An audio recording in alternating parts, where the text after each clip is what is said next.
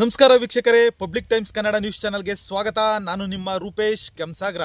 ಅಂಗವಿಕಲರ ಹಕ್ಕುಗಳ ರಕ್ಷಣೆ ಹಾಗೂ ಸರ್ಕಾರಿ ಯೋಜನೆಗಳನ್ನು ತಲುಪಿಸುವಲ್ಲಿ ಪ್ರಮುಖ ಪಾತ್ರ ವಹಿಸುತ್ತಿರುವ ಗ್ರಾಮೀಣ ಪುನರ್ವಸತಿ ಕಾರ್ಯಕರ್ತರನ್ನು ಸರ್ಕಾರ ಕಾಯಂಗೊಳಿಸಬೇಕು ಎಂಬ ಆಗ್ರಹ ಮಾಗಡಿಯಲ್ಲಿ ಕೇಳಿಬಂದಿದೆ. ಈ ಕುರಿತು ವರದಿ ಇಲ್ಲಿದೆ.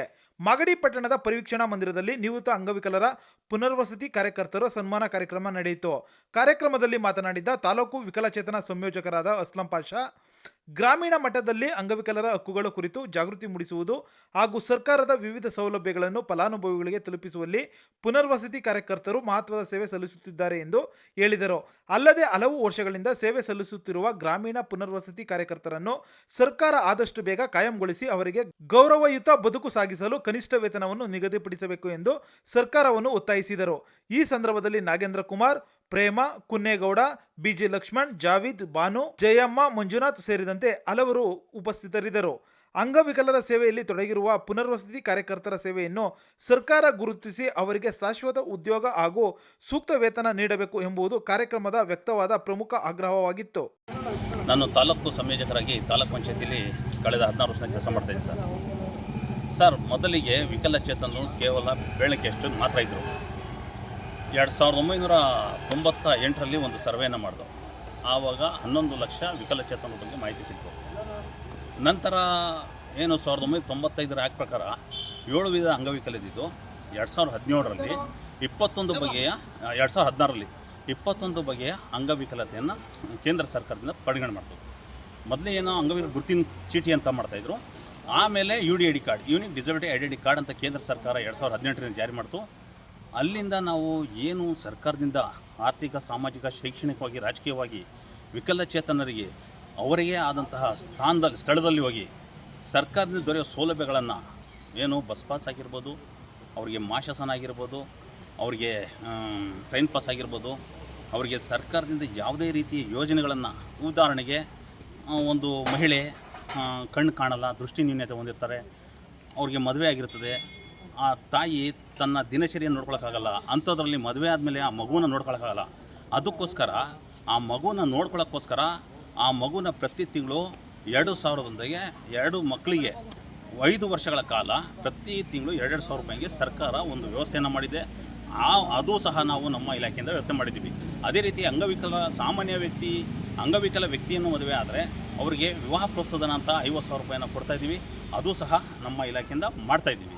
ಹಾಗೆಯೇ ಆಧಾರ ಯೋಜನೆ, ಏನು SLC PUC ಓದಿರ್ತಾರೆ, ನಂತರ ಕೆಲಸ ಇರಲ್ಲ, ಅದರಿಂದ ಅವರು ಭಿಕ್ಷೆ ಅದು ಇದು ಬೇಡಬಾರ್ದು ಅನ್ನೋ ನಿಟ್ಟಿನಲ್ಲಿ ಅವರಿಗೆ ಆಧಾರ ಯೋಜನೆ ಅಂತ ಮಾಡಿದ್ದಾರೆ. ಅದು 1 ಲಕ್ಷ ರೂಪಾಯಿ ನಮ್ಮ ಇಲಾಖೆಯಿಂದ 50,000 ಕೊಡ್ತೀವಿ. ಬ್ಯಾಂಕ್ನಿಂದ 50,000 ಸಹಾಯಧನವನ್ನು, ನಮ್ಮ ಬಡ್ಡಿಯನ್ನು ಏನು ಸಾಲವನ್ನು ಕೊಡ್ತದೆ. 50,000 ನಮ್ಮ ಇಲಾಖೆಯಿಂದ ಸಹಾಯಧನವನ್ನು ಕೊಡ್ತದೆ ಸರ್.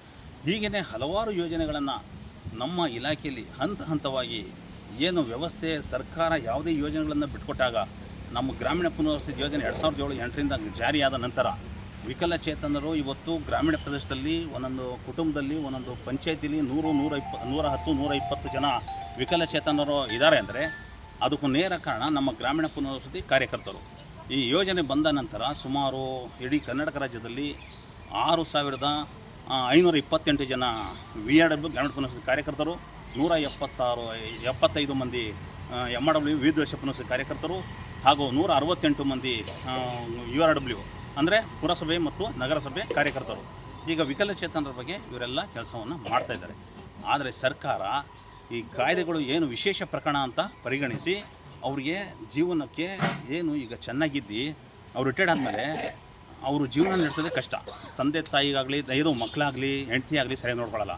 ಅದೇ ಒಬ್ಬ ವಿಕಲಚೇತನಾಗಿ ಅವನು 60 ವರ್ಷ ಸೇವೆ ಮಾಡಿ ನಂತರ ಅವ್ನು ಬೀದಿ ಪಾಲಾಗಿ ಅವನು ಭಿಕ್ಷೆ ಬೇಡಿದ್ರೆ ಸರ್ಕಾರ ಯಾವ ರೀತಿ ಗಣಿಸ್ತದೆ? ಇದನ್ನು ಆರ್ಥಿಕ ತಜ್ಞರಾಗಲಿ, ನಮ್ಮ ನಮ್ಮ ಮುಖ್ಯಮಂತ್ರಿಗಳಾಗಲಿ ಇದನ್ನು ಗಮನ ಹರಿಸಿ ಇದನ್ನು ಅವರಿಗೆ ಒಂದು ಪರ್ಮಿಟ್ ಮಾಡಿ ಅವರಿಗೆ ಸರ್ಕಾರಿ ನೌಕರನ್ನು ಮಾಡಿ ಅವರಿಗೆ ಸಮಾಜದಲ್ಲಿ ಗೌರವವಾಗಿ ಜೀವನವನ್ನು ನಿರ್ವಹಣೆ ಮಾಡೋಕ್ಕೆ ಅನುಕೂಲ ಮಾಡಬೇಕು. ಯಾಕಂದರೆ ಹಲವಾರು ಕಾಯ್ದೆಗಳಿದೆ. ಅವ್ರು ಕೇಳ್ತಾರೆ ಅವ್ರಿಗೂ ಗೌರವಧನ, ಇವ್ರು ಕೇಳ್ತಾರೆ ಇವ್ರಿಗೆ ಗೌರವಧನ. ಅದೇ ರೀತಿಯಾಗಿ ನಮ್ಮಲ್ಲಿ ಏನಾಗಿದೆ ಅಂದರೆ ಈಗ ಯಾವುದಕ್ಕೆ ಈ ಪತ್ರಿಕೆ ಇದು ಯಾವುದೋ ನಮ್ಮ ಯಾರು ಗ್ರಂಥಪಾಲಕರು, ಅವ್ರಿಗೆ ಗೌರವಧನಕ್ಕೆ ಅವರು 2012ರಲ್ಲಿ ಸೇರಿದ್ದು. ಅವ್ರಿಗೆ ಕನಿಷ್ಠ ವೇತನ ಮಾಡಿದ್ದಾರೆ. ನಾವು 2007-8ರಿಂದ ಮಾಡ್ತಾಯಿದ್ವಿ, ನಮ್ಗೆ ಯಾವುದೇ ರೀತಿಯ ಕನಿಷ್ಠ ವೇತನ ಮಾಡಿಲ್ಲ. ಅದು ಬರೀ ಗೌರವಧನ ಮಾಡ್ತಾಯಿದ್ದಾರೆ. ಆದ್ದರಿಂದ ಸರ್ಕಾರ ಎಚ್ಚೆತ್ತು ಈ ಒಂದು ಏನು ಈ ಯೋಜನೆ ಇಡೀ ಭಾರತದಲ್ಲಿ ಕರ್ನಾಟಕ ರಾಜ್ಯದಲ್ಲಿ ಯಶಸ್ವಿಯಾಗಿ ಈ ಒಂದು ಯೋಜನೆ ಜಾರಿಯಾಗಿದೆ ಸರ್. ಇದು ಯಾವುದೇ ಜಿಲ್ಲೆಯಲ್ಲಿಲ್ಲ, ಯಾವುದೇ ರಾಜ್ಯದಲ್ಲಿಲ್ಲ. ನಮ್ಮ ರಾಜ್ಯದಲ್ಲಿ ಏನು ಕರ್ನಾಟಕ ರಾಜ್ಯದಲ್ಲಿ ಈ ಯೋಜನೆ ಜಾರಿಯಾಗಿದೆ, ಅದನ್ನು ಈಗ ಮಾದರಿಯಾಗಿ ಆಂಧ್ರ ಪ್ರದೇಶ, ತಮಿಳುನಾಡಲ್ಲಿ ಇದನ್ನು ಜಾರಿ ಮಾಡೋಕ್ಕೆ ಅನುಷ್ಠಾನ ಮಾಡೋಕ್ಕೆ ವ್ಯವಸ್ಥೆ ಮಾಡ್ತಾಯಿದ್ದಾರೆ ಸರ್. ಇಷ್ಟನ್ನು ನಾನು ಹೇಳ್ತಾ ನಾನು 2 ಮಾತನ್ನು ಆಡೋದಕ್ಕೆ ಅವಕಾಶ ತಮಗೆಲ್ಲರೂ ಒಂದಷ್ಟು ಧನ್ಯವಾದ ಸರ್. ಕಾರ್ಯಕ್ರಮದಲ್ಲಿ ಏನು ಆಯೋಜನೆ ಮಾಡಿದ್ದೀವಿ, ಇದರೊಳಗೆ ವಿಕಲಚೇತನರ ಹಾಗೂ ಹಿರಿಯ ನಾಗರಿಕರ ಸಬಲೀಕರಣ ಇಲಾಖೆಯಲ್ಲಿ 2017ರಲ್ಲಿ ಗ್ರಾಮೀಣ ಪುನರ್ವಸತಿ ಕಾರ್ಯಕರ್ತರು ಮತ್ತು ವಿವಿಧೋದ್ದೇಶ ಪುನರ್ವಸತಿ ಕಾರ್ಯಕರ್ತರಂತ ಗ್ರಾಮೀಣ ಮಟ್ಟದಲ್ಲಿರ್ತಕ್ಕಂಥ ವಿಕಲಚೇತನರಿಗಾಗಿ ವಿಕಲಚೇತನದಿಂದಲೇ ಸೇವೆಯನ್ನು ಮನೆ ಬಾಗಿಲಿಗೆ ತಲುಪಿಸಬೇಕು ಅನ್ನೋ ಯೋಜನೆಯನ್ನು ತಂದರು. 2007ರಿಂದಲೂ ಕೂಡ ನೇಮಕ ಮಾಡ್ಕೊಂಡು ಬಂದು ಕೇವಲ 700 ರೂಪಾಯಿ ಗೌರವಧನದ ಆಧಾರದ ಮೇಲೆ ನೇಮಕ ಮಾಡ್ಕೊಂಡು ಬಂದರು. ಇವತ್ತು ನಮಗೆ ಗ್ರಾಮೀಣ ಪುನರ್ವಸತಿ ಕಾರ್ಯಕರ್ತರಿಗೆ 10,000 ಮತ್ತು ವಿವಿಧೋದ್ದೇಶ ಪುನರ್ವಸತಿ ಕಾರ್ಯಕರ್ತರಿಗೆ ತಾಲ್ಲೂಕಿಗೆ ಒಬ್ಬರಂತೆ ನೇಮಕ ಮಾಡಿದ್ದಾರೆ.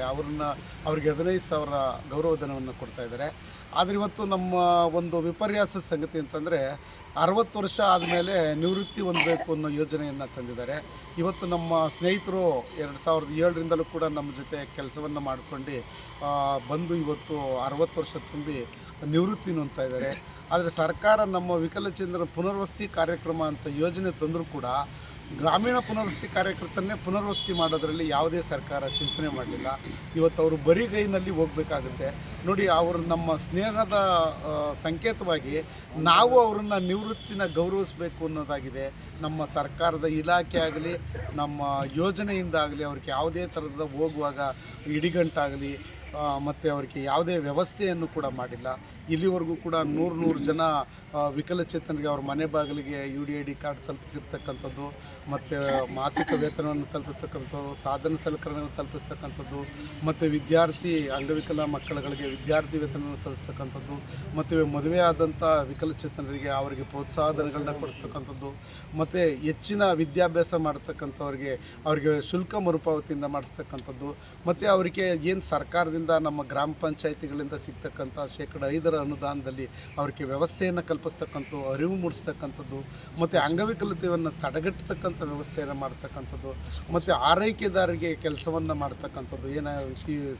ತೀವ್ರಕರವಾದಂಥ ಅಂಗವಿಕಲತೆ ಇರ್ತಾರೆ, ಅವರಿಗೆ ಆರೈಕೆದಾರರಿಗಳಿಗೂ ಕೂಡ ಪೆನ್ಷನ್ ಕೊಡಿಸೋದಕ್ಕೆ ಸಪೋರ್ಟ್ ಮಾಡ್ತಕ್ಕಂಥದ್ದು, ಇವತ್ತು ಅವರಿಗೆ ಬಸ್ ಪಾಸ್ ಕೊಡಿಸ್ತಕ್ಕಂಥದ್ದು, ಮತ್ತು ಅವರಿಗೆ ಶಾಸಕರ ಮತ್ತು MP ಅವರ ಅನುದಾನಗಳಲ್ಲಿ ಯಂತ್ರಚಾಲಿತ ವಾಹನಗಳನ್ನು ಕೊಡ್ತಾರೆ, ಅದನ್ನು ಕೂಡ ಮಾರ್ಗದರ್ಶನ ನೀಡಿ ಸಪೋರ್ಟ್ ಮಾಡ್ತಕ್ಕಂಥದ್ದು, ಮತ್ತು ಸ್ವಯಂ ಉದ್ಯೋಗಕ್ಕೆ ಬೇರೆ ಬೇರೆ ಸಂಘ ಸಂಸ್ಥೆಗಳಿಂದ ಸಹಕಾರವನ್ನು ನೀಡಿ ಅವರು ಸ್ವಂತ ಉದ್ಯೋಗಗಳನ್ನ ರೂಪಿಸ್ಕೊಂಡು ಅವ್ರ ಜೀವನವನ್ನು ಸ್ವತಂತ್ರವಾಗಿ ಜೀವನ ಮಾಡೋದಕ್ಕೆ ಸಹಕಾರವನ್ನಾಗಿದ್ದಾರೆ. ಆದರೆ ಈ ಕೆಲಸವನ್ನೆಲ್ಲನೂ ಕೂಡ ನಿರ್ವಹಣೆ ಮಾಡೋದ್ರ ಜೊತೆಗೆ ಅವರಿಗೆ ಮನೆಗಳಲ್ಲಿ ಶೌಚಾಲಯಗಳು ಮತ್ತು ಆ ಅಂಗವಿಕಲರ ಯೋಜನೆಗಳ ಮುಖಾಂತರ ಮನೆಗಳನ್ನು ತಗೊಳ್ತಕ್ಕಂಥ ವ್ಯವಸ್ಥೆ, ಮತ್ತು ಅವರಿಗೆ ಉದ್ಯೋಗ ಖಾತ್ರಿಯಲ್ಲಿ ನೋಂದಣಿ ಮಾಡಿಸ್ತಕ್ಕಂಥದ್ದು, ಇಷ್ಟು ಕೆಲಸ ಮಾಡಿ ಅವ್ರನ್ನ ಪುನರ್ವಸತಿಗೊಳಿಸಿದ್ರು ಕೂಡ 100 ಜನನ ಒಬ್ಬ ಗ್ರಾಮೀಣ ಪುನರ್ವಸತಿ ಕಾರ್ಯಕರ್ತ ಒಂದು ಪಂಚಾಯತಿನಲ್ಲಿ ಪುನರ್ಜೀವನಗೊಳಿಸಿದ್ರು ಕೂಡ ಇವತ್ತಿನ ಕಾಲದಲ್ಲಿ ನಮ್ಮ ಪುನರ್ವಸತಿ ಕಾರ್ಯಕರ್ತರಿಗೆ ಸರ್ಕಾರ ಯಾವುದೇ ಪುನರ್ವಸತಿ ಯೋಜನೆಗಳನ್ನು ರೂಪಿಸದೆ ಕೇವಲ 10,000 ರೂಪಾಯಿ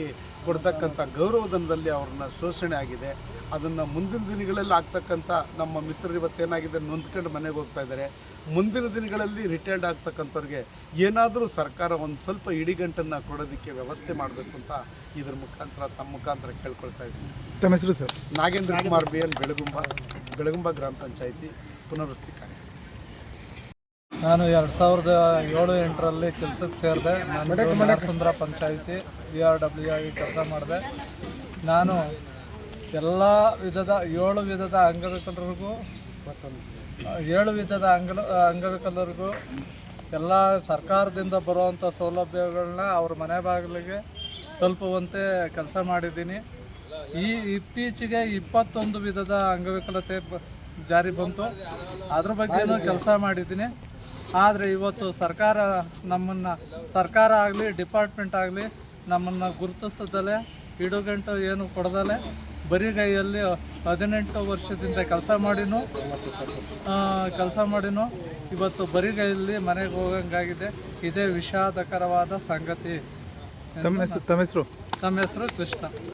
ನಾವು 2007-8ರಲ್ಲಿ ನಾವು ಕೆಲಸಕ್ಕೆ ಯೂನಿವರ್ಸಿಟಿ ಕಾರ್ಯಕರ್ತರಾಗಿ ಸೇರ್ಕೊಂಡಿದ್ದೆ.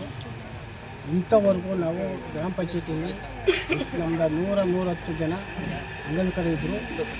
ಅದು ಅವ್ರನ್ನ ಎಲ್ಲರಿಗೂ ಯೂರಿಯ ಕಾರ್ಡ್ ಕೊಡಿಸಿ ಸಲಕರಣೆ ಎಲ್ಲ ಏನು ಬೇಕೋ ಅವ್ರಿಗೆಲ್ಲ ಸೌಲಭ್ಯ ಕೊಡಿಸಿ ಎಲ್ಲ ಅನುಕೂಲ ಮಾಡಿದ್ದೀವಿ. ಯಾರು ಒಬ್ಬರು ಪೆನ್ಷನ್ ಕಾಲದಲ್ಲಿ ಒಬ್ಬರೂ ಇಲ್ಲ, ಎಲ್ಲ ಮಾಸಾಶನೂ ಕೊಡಿಸಿದ್ದೀವಿ. ಆದರೆ ನಾವು ಇವಾಗ 18, 19 ವರ್ಷ 26, 22ರಲ್ಲಿ ನಮಗೆ ರಿಟೈರ್ ಆಗುತ್ತೆ. ಅದು ನಾವು ಹೋಗುವಾಗ ನಮ್ಗೆ ಯಾವುದೂ ಒಂದು ಸೌಲಭ್ಯ ಒಂಚೂರು ಇಲ್ಲ. ನಮಗೇನು ಹೆಚ್ಚಿಗೆ ಅಂತ ಬೇಕಾಗಿರಲಿಲ್ಲ. ಆದರೆ ಏನೋ ಹೋಗುವಾಗ ಒಂದು ಸ್ವಲ್ಪ ಖುಷಿಯಾಗಿ ಸರ್ಕಾರ ನಮಗೇನು ಸ್ವಲ್ಪ ಕೊಟ್ಟಿದ್ರು, ನಮಗೆ ಅನುಕೂಲ ಆಗಿತ್ತು. ಈಗ ಬರೇ ಕೈಲಿ ಹೋಯ್ತಾ ಇದ್ದೀವಿ. ನಮ್ಮ ವಿವೇಕದೊಳೆ ಸೇರಿ ನಮಗೆ ಸನ್ಮಾನ ಮಾಡಿದ್ದಾರೆ. ನಮ್ಗೆ ಇನ್ನೇನು ಇದಿಲ್ಲ. ಆದರೂ ಒಂದು ಸ್ವಲ್ಪ ಸರ್ಕಾರ ನಮ್ಮ ಮೇಲೆ ಅಂಗವಿಕಲರ ಮೇಲೆ ಗಮನ ಕೊಡಬೇಕಾಗಿತ್ತು. ಏನು ಮಾಡೋರು ಅವರು? ಸರ್ಕಾರ ನಮ್ಗೆ ಅಷ್ಟು ಇಷ್ಟ ಆದರೂ ನಮಗೆ ಸಹಕಾರ ಕೊಡಬೇಕಾಗಿತ್ತು, ಅದು ಕೊಟ್ಟಿಲ್ಲ. ನಾವು ಬೇಜಾರದಿಂದ ನಾವು ಈಗ ರಿಟೈರ್ಡ್ ಆಗಿದ್ದೀವಿ, ಮನೆ ಕಡೆ ಹೋಗ್ತಾ ಇದ್ದೀವಿ. ತಮ್ಮ ಹೆಸರು ಸರ್? ಎಂ ಶಿವಣ್ಣ, VRW, ಮಾಡಿ ತಾಲೂಕು, ತಿಪ್ಸನ ಪಂಚಾಯತ್. ನಿರಂತರ ಸುದ್ದಿ ಸಮಾಚಾರಕ್ಕಾಗಿ ವೀಕ್ಷಿಸಿ ನಿಮ್ಮ public times Kannada news channel ಅನ್ನು. ವಂದನೆಗಳು.